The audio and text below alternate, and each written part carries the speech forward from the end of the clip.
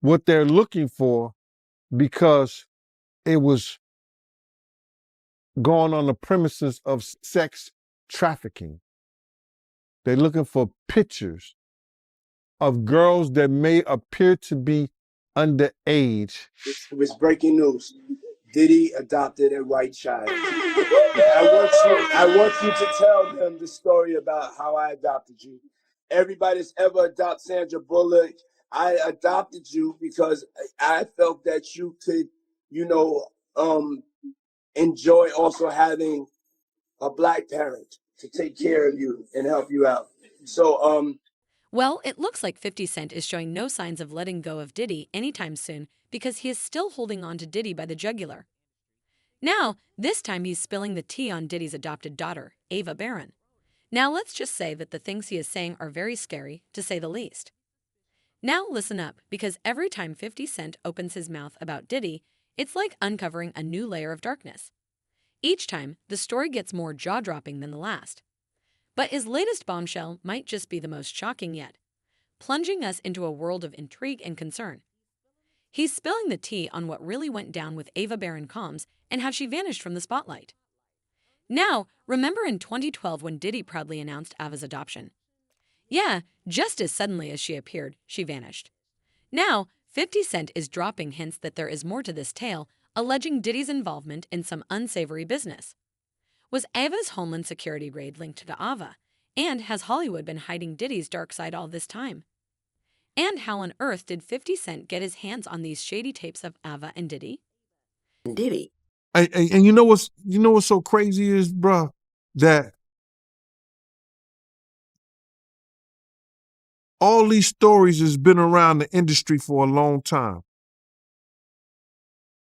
All these industry people know that Diddy been acting like this and doing this and try to engage other men into sexual acts with him. All right, y'all, let's buckle up for this wild ride because Diddy's drama just keeps getting more bizarre and uncomfortable.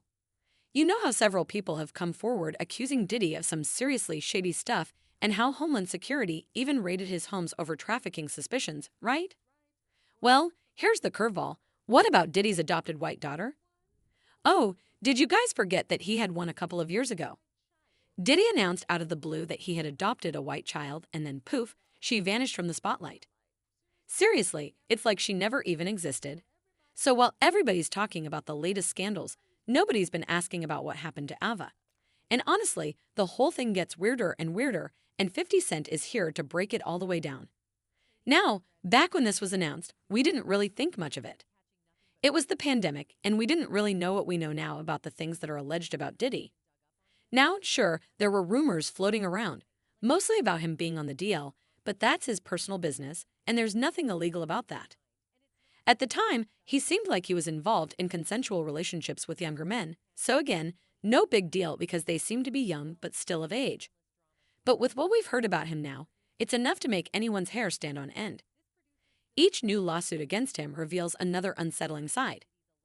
Cassie's lawsuit painted him as a bad guy who mistreated her in every way imaginable. And then there's Little Rod, who claims Diddy not only assaulted him, but also tried to pimp him out to other industry men, including Cuba Gooding Jr., but the real drama kicked off when Homeland Security raided his homes in LA and Miami on suspicions of trafficking. That's when we knew things were seriously bad. Up until then, the lawsuits against him were just civil with no criminal charges. But once the feds got involved, it was clear something really, really bad was going down. The feds don't launch massive raids like that unless they got some serious dirt. Well, anyways, after the raid, Diddy's lawyers came out to slam the feds and claimed that they were piling on Diddy and trying to cause drama and ruin his public image. His lawyers said this unprecedented ambush, paired with an advanced coordinated media presence, leads to a premature rush to judgment of Mr. Combs and is nothing more than a witch hunt based on meritless accusations made in civil lawsuits. There has been no finding of criminal or civil liability with any of these allegations. Mr. Combs is innocent and will continue to fight every single day to clear his name. Then the federal officers replied to this and said, "We believe that there was a disturbing history of sex trafficking. We are responding to concrete, detailed, explicit allegations. This is not random. We didn't just choose his name out of a hat. We had allegations that we're following up on. So if the feds were acting on these allegations, you better believe this drama is far from over, and we're in for even more shocking revelations. Now, hopefully, we'll finally get some answers about what really happened to Diddy's adopted white daughter, Ava Baron Combs. Now, flashback to 2012 when Diddy went live on Instagram to announce he had adopted a white girl named Ava, introduced herself, and shared that she had been adopted by him. It was a bizarre moment that left everybody scratching their heads, and now, with all this unfolding, the mystery only deepens. My name's Ava. I'm a Scorpio. No. What's your last name? Oh, Ava Combs. What's your other last name? Ava Baroni. Eva Baroni Combs? Yes, it was breaking news. Diddy adopted a white child. I want you to tell them the story about how I adopted you. But you still have beautiful parents but you're my child also. But please tell the story. So, I was on the streets, and then Papa Combs decided that he would like to be a caring man. So then he saw me and decided to pick me up and said to come inside and play with his kids.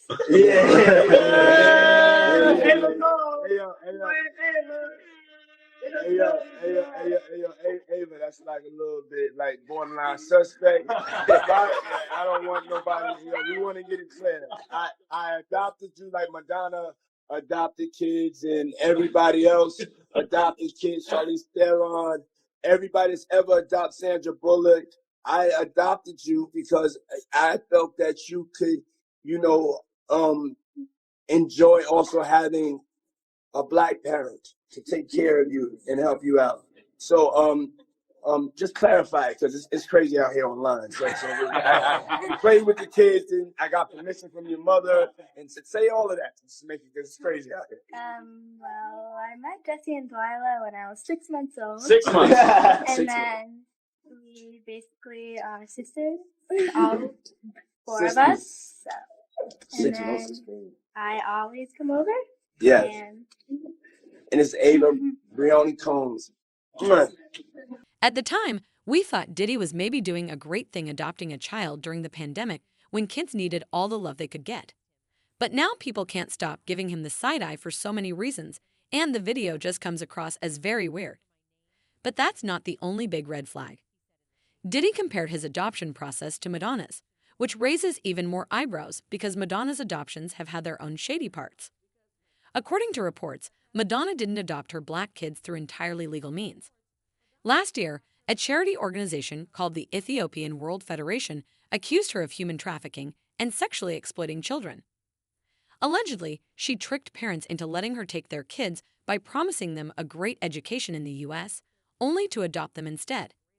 And it's interesting that Diddy would model his adoption alongside Madonna's because it's saying a lot. Fans are wondering why Diddy only had his sons in that video and not his daughters. Well, Ava mentioned wanting to play with Diddy's daughters, so where were they? His sons were taking the forefront.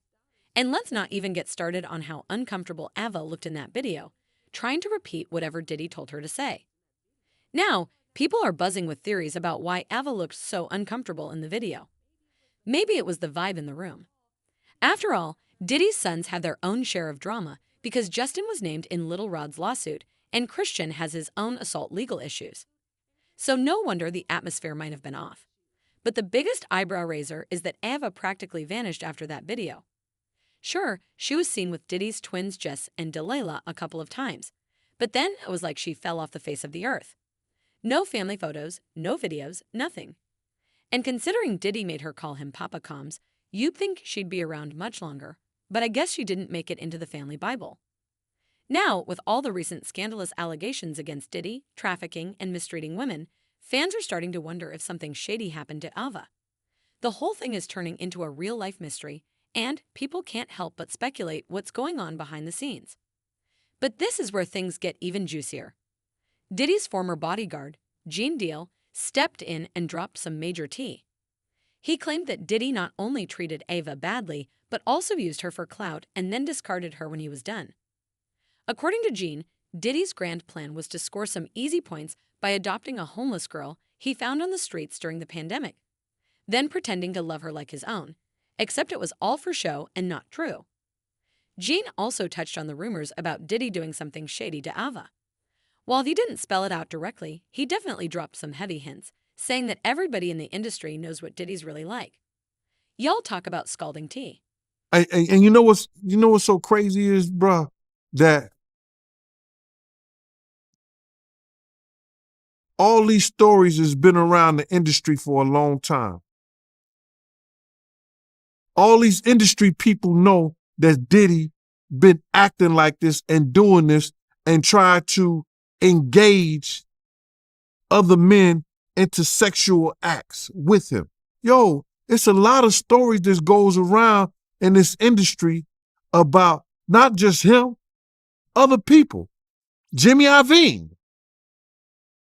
Ain't nobody talking about Jimmy Iovine.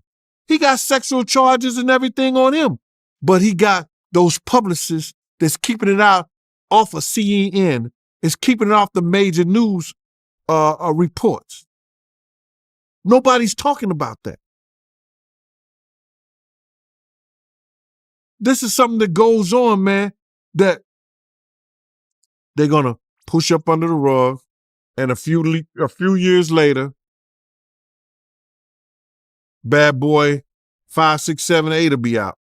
Sadly, it seems like Gene is onto something, talking about the industry turning a blind eye to bad behavior. We've seen it time and time again with folks like R. Kelly, Harvey Weinstein, and Bill Cosby. Even Cassie spilled the tea in her lawsuit, revealing that Diddy was surrounded by yes men who let him get away with all sorts of horrible things. So when Gene dropped these bombshells, it really makes us wonder what's really going down. And get this, Gene hinted that Diddy might have had some less than flattering videos of Ava, if you catch my drift, and the feds were supposedly on the hunt for them. What they're looking for, because it was going on the premises of sex trafficking. They're looking for pictures of girls that may appear to be underage in a sexual context. Like they in a sexual act. That's what they're looking for. So now they're going to go through all those devices. If somebody got any kind of weird fetishes that they got little kids or little girls or something like that in any kind of pictures or any kind of photos that they took out of there. 50 Cent also seems to be on Gene's side here because it turns out that he knows way more about Diddy and his shenanigans than we thought. 50 Cent has been trying to tell us about Diddy for a minute now, before he even got exposed, but people just thought that 50 was being a hater, being petty because Diddy wouldn't sign him when he got into the industry. But to be fair, that might have had something to do with it, because we all know that 50 Cent does not let go of his petty beefs with anybody in the industry, which is why he has also had a messy feud going on with Diddy's BFF, Jay-Z. But anyways, 50 first hinted that there were some more disturbing details about Diddy that the feds were keeping hidden, like when he said, "This is why they put that tape out. They know we can't charge him with what we saw, but they know we can't unsee what we saw." So according to an insider, 50 Cent allegedly has some hard evidence of how Diddy allegedly trafficked Ava, and that it's going to be heavily featured in his upcoming documentary. For context, last year, 50 Cent announced that he was doing a documentary on Diddy, saying, "Diddy Do It, coming soon." GLG, Greenlight Gang, and another one. He also said, "Rapper, I thought Diddy was a billionaire music mogul. If he's smart, he will file for bankruptcy now." Anyone with real money knows why I'm saying this. I'm the best producer for the job. Guys, here come the receipts. We all kind of dismissed his talk of making a documentary, thinking it was just another one of his elaborate jokes. I mean, he's known for being a bit of a prankster. But surprise, surprise, turns out this time he wasn't kidding around. He was dead serious. We found out just how serious he was when the big networks caught wind of his project, and suddenly it was a frenzy of a bidding war. Everybody wanted a piece of the action, and the competition was fierce. But in the end, Netflix won the bidding war and got the rights to the documentary. While we don't have an exact number yet or release date, let's just say the figures being tossed around are enough to make your eyes pop out of your head. 50 definitely hit a major payday with this documentary, but can you blame him? This wasn't your run-of-the-mill documentary. This was the real deal, packed with drama, intrigue, and more twists than a roller coaster. It was a story begging to be told, and Netflix knew they had a golden ticket in their hands. 50 Cent made the announcement and said, "Guys, we're all making good television. Mine just happens to be the best."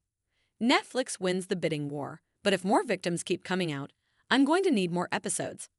When we first heard about the documentary, we thought it was all about Cassie and other lawsuits, but now that it's being reported that Eva is allegedly going to be featured, it makes the whole thing 10 times shadier. Y'all, 2024 is turning out to be the year of the takedown because your favorites are getting taken down, and it's a nightmare. But the fans definitely have lots to say about it, and they've been weighing in, saying stuff like, did anyone else feel uncomfortable about the fact that Diddy made it a point to put his white adopted daughter on the spot to tell her adoption story? She clearly was uncomfortable with the whole situation, and Diddy and his fam were just laughing and flaunting her like an object. I adopted you just like Madonna. Well, Mr. Combs, Madonna is being investigated for child trafficking and banned from other countries. There is so much wrong with this video. It's chilling. Sick people. And this whole Diddy situation seems a lot deeper than I think we all realize. But I gotta know what y'all think about this. Do you think that Diddy was adopting Eva just for some clout during the pandemic and it wasn't a real thing and she's fine? Or do you think that there's something sinister going on?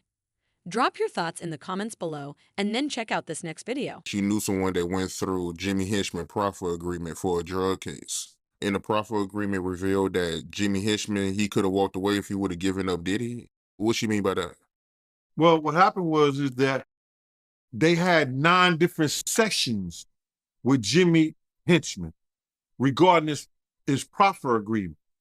So that means the feds went in there 9 different times to talk to him.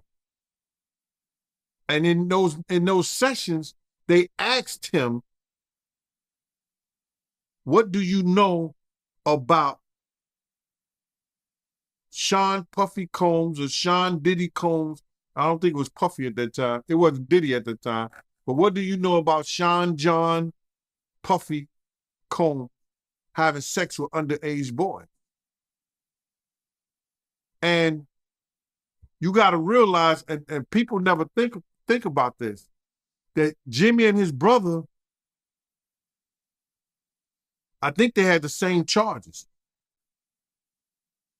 But his brother walked away from that, and Jimmy gets life without the possibility of parole, I think. Which is crazy. For any drug charge. Nobody should spend their life in jail for drug charges. And just drug charges. But I think they try to tie him to some murders or something like that. I don't know that to be for sure. But he shouldn't spend his life in jail for no drug charges. Not at all. So, but they was gonna let him walk.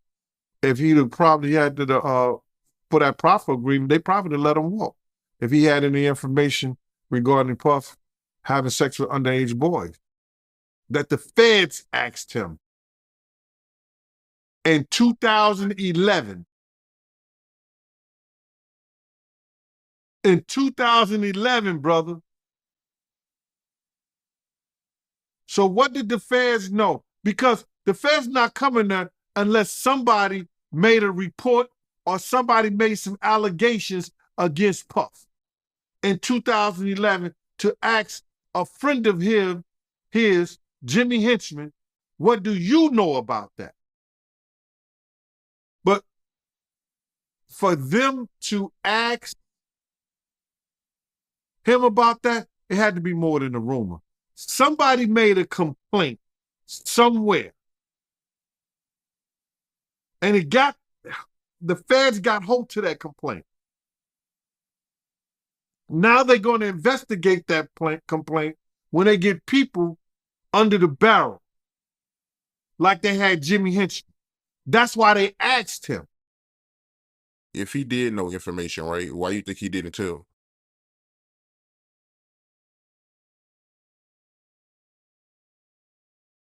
Then they would ask, how do you know? And then it comes into play, whereas that if you know of anybody that's in the danger in the welfare of a child, and you see that, and you don't report it, you're just as guilty as the person who does it.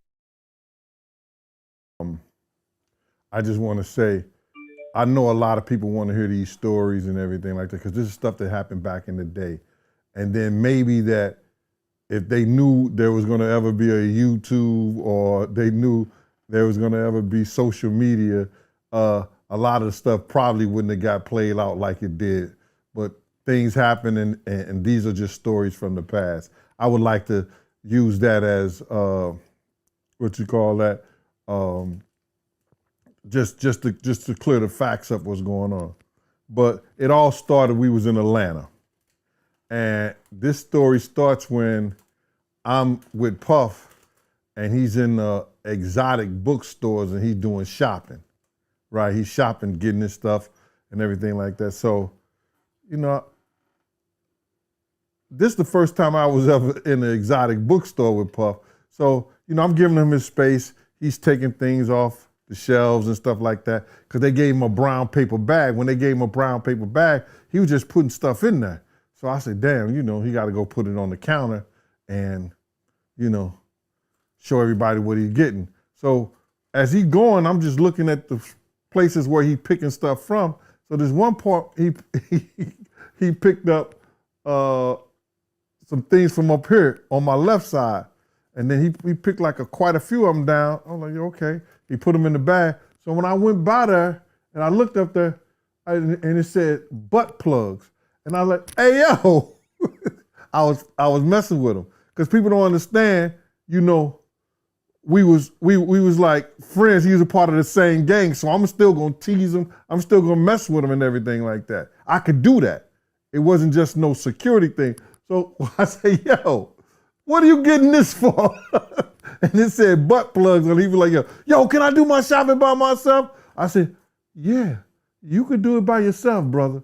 And he started walking and everything like that. So when he got I just waited at the counter. So when he got to the counter, he didn't even have to show the guy nothing. He just gave the guy a wad of money. I mean, like, he gave the guy a stack something like this. And Puff wasn't the dude that carried no 20s and no 50s and nothing like that. And I mean, like, he just said, boom. And we walked out the store. So we had to leave Atlanta and go to North Carolina for a show. You understand? And it was him, this rapper, Sarah, and this other girl. We all got on a G5. We all got on a G5 jet, and we flew to G4 jet, and we flew to North Carolina. So later on that, I think that afternoon, same day, this rapper and him, they all in the room together. You know, it's Sarah, the girl, Puff, and this dude, this rapper. So I'm hearing at the door and stuff like that, like, yeah, so then next thing you know, somebody rang the doorbell. We had the presidential suite where we was at. So I opened the door, and the dude said, yo, I'm here for my cousin. I said, who your cousin? And he said, Ja Rule. I said, well, he busy right now. He said, he busy doing what? I said, he with Puff, they're in the room, they busy, they don't want to be bothered. He said, well, I'm going in there. I said, bruh, you ain't going in there, because he told me they don't want nobody to be bothering them. And he was like, yo, I don't care, man, I'm going in there. That bull like that. I said, yo, bruh, Jesus Christ had to come down here and take the air out of my body before you get in that room right there. Watch. He tried to bum rush me. I grabbed his and threw him against the piano. When I threw him into the piano, Puff and Ja Rule runs out the room. Puff got his towel, Ja grabbing his towel, but they butt the naked. And so then Ja was like, yo, what's going on? Yo, Gene, that's my cousin. He know me well. You know, and Puff was like, yo, Gene, what happened? I said, he tried to get in the room. I told him he couldn't get in the room. And he was like, Puff looked at Ja. He said, yo, Josh said, you ain't want to go in that room because there's a lot of freaking going on. So I was like, oh, he said it was a lot of freaking going on. So that was basically that story, man. You know what I'm saying? They went back in the room. Dude felt a certain kind of way, and he left out. So I seen them at the concert the next day, and they tried to, form up against me. But my man Frank was like, I told my man Frank, I was like, yo, Frank, put yourself in that position. Somebody trying to get in the room, and Jai told you don't let nobody get in the room. What would you do? Now, y'all can do whatever y'all want to do, man, but I ain't taking no losses. He said, yo, you good, and that was it. Bro, when Josh said, you don't want to come up in there, a lot of freaky stuff is going on. You got to use your mind. What they was doing with those butt plugs. Right.